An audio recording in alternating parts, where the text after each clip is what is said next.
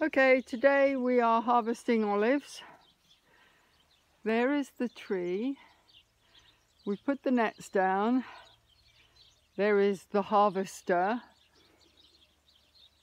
You're going to wave. And there is the supervisor. And after putting the nets down on the ground, we use a pole, just any old pole, and we hit the tree.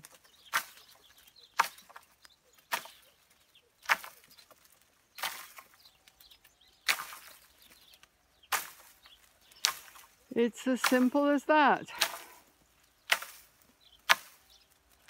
However, as you will see, they don't come off easily, even though this is a very ripe tree.